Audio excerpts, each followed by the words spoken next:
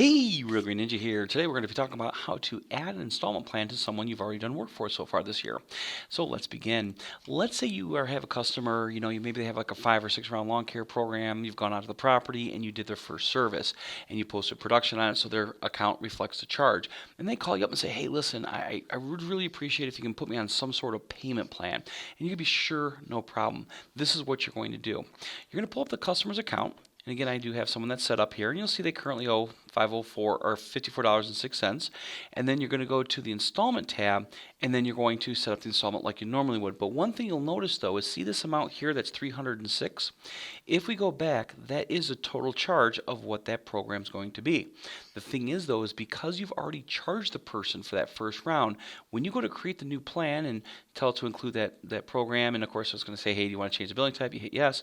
You'll notice that the calculator is only $255 because that is what's left going forward. So you may have to pull out the calculator and figure out, okay, well, this is how much it should be total, after discounts or whatever, and then put in your manual amount. Once you figure out what that manual amount is, in this case, I'm just going to do the straight 306. When you go to build out the payment plan, and of course, if you want to know a little bit more about in depth on how to do installments, you might want to watch a crash course on installments. I think I got one out there. You're going to build out the payment plan. Now, what's going to happen is when you go to build out the plan, it's going to say, hey, do you want to use the manual input instead of the calculated? In this case, yes, we do. You'll see it's going to break it out and build out that payment plan. Now, if you do use a manual amount, then you also want to hit that calculate tax button, because what's going to happen is this tax here is actually calculated off of that number. By hitting the calculate tax, it then calculates tax off of this number.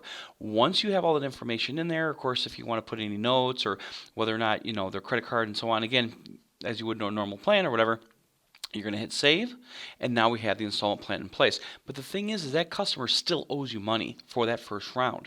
Because we rolled that charge into the plan by using that manual amount, we're going to just do a debit off the account. Credit on the account to bring that balance to zero, at least for now. So again, we're going to go to adjustments. We're going to type in their account number, 318. Was it 15? There we go. And then we're going to do it for the adjustment amount. Again, in this case, we're doing 5406. And then you might put a note or something in here. Moved remit to installment plan. Okay, once we have that, then we're going to pick an adjustment code. Now, as far as which adjustment code you're going to pick, again, it's entirely between you and your accountant. You might even create a special adjustment code. It has to be a credit, and please don't ever use those double repeating character codes like the KKs and GGs and stuff like that. So like I was saying is, you're going to have to figure out which code to put it in, and I might not have a really good one. Some people tend to use posting error credit or posting error debit as catch-alls, and I might just use it for this particular instance. Let's see here. Maybe, not prior month payment. But like I said, you're going to have to pick a credit code. And like I said, I'm just going to pick posting error for a thing. Hopefully this isn't something that happens quite often. But if it is, like I said, you might just want to go ahead and create a code. Once you have all that in here, you're going to hit save and post. And of course, you can print, preview, or export your journal. I'm going to cancel. Yes, this work is done. Go back to the customer's account. We can flip over here. You'll see they have no balance. If we go into the job itself, you'll see it's set to installment billing type. If we go into the installments, again, this right here is going to be based off, this right here is going to be based off of that number right there. And it'll even tell you like services remaining, including tax and stuff.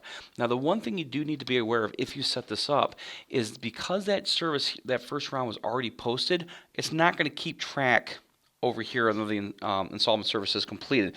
But again, when you do your renewals and you renew the program into next year, if you decide to do installment plan next year, then it will start keeping track of that. And then once from here, if you want to, you can even post that first in charge by doing the generate and post installments. Again, however you want to. But like I said, once we get to this point right here, it's going to be treated as a normal installment plan. So I hope that helps, and you guys have yourself a wonderful day.